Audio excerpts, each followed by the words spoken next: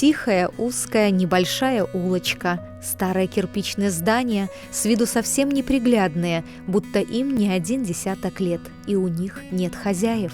Если учесть, что эта территория застраивалась в начале XX века, есть дома на ней, которые несут печать истории этого места, а в подтверждение – строения, обозначенные табличкой «Культурно-историческая ценность». В Гродно есть такие улицы, которые находятся в тени главных артерий города. Сюда не ходит общественный транспорт, но они не менее интересны. Сегодня мы гуляем по улице с таким весенним, полным надежд названием «Улица Студенческой». И мы находимся в центре города. Очертания нашей улицы появились во второй половине XIX века. Какое-то время это была дорога без названия, проезд к складам табачной фабрики Шерешевского, и выходила она на современную Буденного. Когда на улице начали возводить первые дома представители гродненской интеллигенции и военнослужащие, жилым строениям присвоили адрес переулок Зеленый. В 20-е годы минувшего века переулок становится улицей с именем Зеленая. Пасля у міжваенны перыяд у 30-е гады гродзенскім магістратам было прынята рашэнне перайменаваць гэтую вуліцу і назваць ее вуліцай Студэнцкай. Чаму менавіта так? У гонар навучэнцаў, студэнтаў розных школ Антонія Тызенгаўза, якія існавалі ў горадзе Гродна ў канцы 18 стагоддзя. Вядомы наш гродзенскі стараста, вядомая персона гродзенскай історыі Антоній Тызенгаўз, які заснаваў у Гродна вялікую колькасць розных школ, балетная, музычная школа. І вось у гонар гэтых навучэнцаў школ і была названа гэтая вуліца, вуліца Студэнцкая. Свое имя улица сохранила до наших дней. И сегодня название «Студенческая» кажется обоснованным. Она пересекает оживленную Ленина, а напротив хорошо просматривается здание корпуса Гродненского университета, храма науки.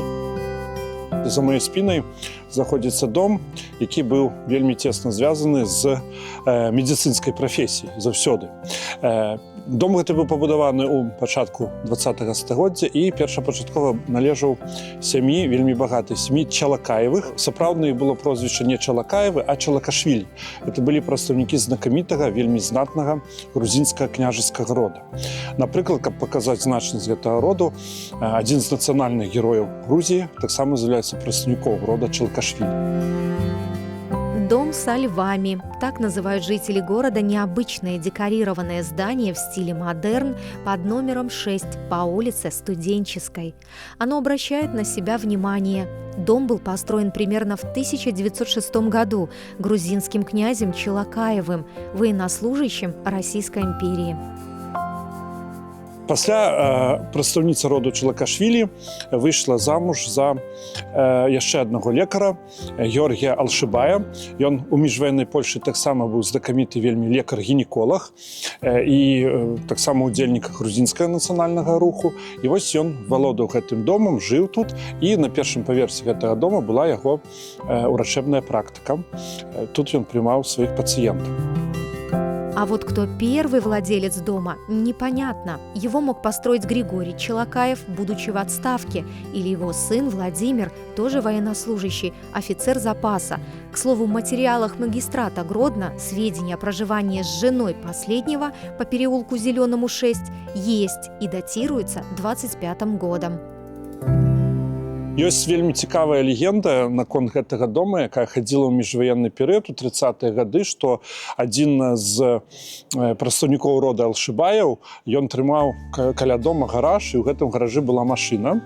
І вось ён, калі заводзіў гэтую машыну старцерам, не магла машына заводзіцца, і пасля вельмі хутка пачала заводзіцца, і гэты старцер яго ударыў па твары і забіў такім чынам.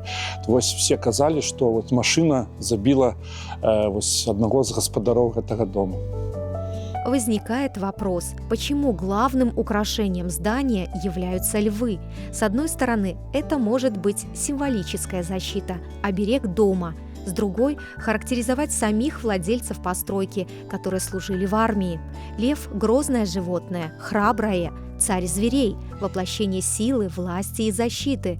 К слову, изображение львов присутствует на гербе Грузии и на некоторых фамильных эмблемах княжеских грузинских родов. Не исключено, что этот мотив – напоминание о родине первых хозяев дома – Челакаевых. Пасляваенны перыяд гэты дом ужо быў нацыяналізіраваны, і многія старажылы горада Гродна, і не толькі старажылы, помняць, што ў гэтым доме доўгі-доўгі час была станцыя пералівання крыві. На сегодняшний день здание со львами пустует. Его выкупил частный бизнес. Планируется, в нем откроют хостел. Но не только эта постройка привлекает внимание своей историей. Так владельцы одного дома на этой улице проявили милосердие, не побоялись, оказали помощь беззащитному ребенку во время Второй мировой войны. Это была семья Наумюк.